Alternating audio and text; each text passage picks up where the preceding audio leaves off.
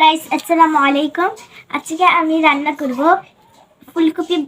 ফুলকপি ভুনা। তো এই খাবারটি কিন্তু আমরা সকলেই শীতের সিজনে খুব মজা করে খাই। তো এই খাবারটি আমরা এখন রান্না করব। তেল দিয়ে দেব,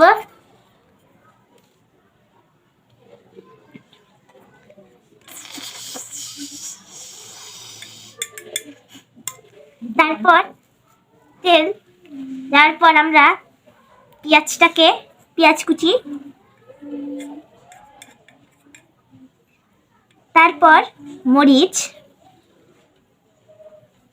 রসুন, স্বাদ মতো লবণ, হলুদ মরিচের গুঁড়া স্বাদ মতো দিয়ে দিবেন। আরেকটা কথা গাইস, আমার এই যে নতুন আইডিটা, প্লিজ সবাই আমার আইডিতে বেশি বেশি লাইক, সাবস্ক্রাইব এবং শেয়ার করে দিবেন, কারণ আপনাদের সাহায্যে আমি একসময় অনেক বড় ইউটিউবার হয়ে উঠতে পারবো। তো তারপর বেশি কথা না বলে আবার চলে যাই আমরা আমাদের রান্নার। সেখানে আমরা ফুলকপি ছোট ছোট টুকরা দিয়ে দেব, আপনাদের যেভাবে ভালো লাগে।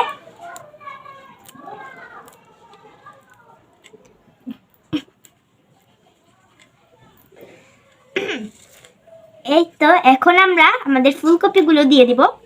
আপনাদের মন চাইলে এখানে মাছ মুছো দিতে পারেন, কিন্তু আমি এখন মাছ খাবো না, কারণ আমার মাছে অ্যালার্জি আছে। তো আমরা এখন এটাকে ঢেকে দেব।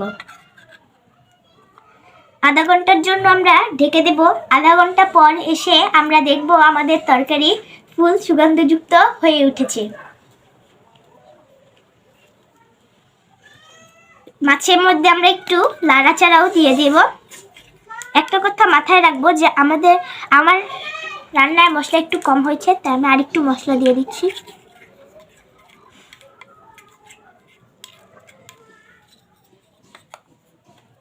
আধা ঘন্টা হয়ে গেছে, এখন আমি আমার তরকারির মুখ দেখব।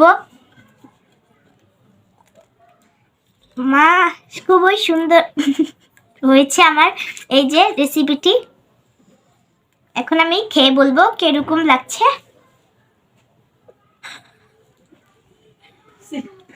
এটা খুবই সুস্বাদু একটি রান্না, আপনারা অবশ্যই বাসায় ট্রাই করবেন। আল্লাহ হাফেজ।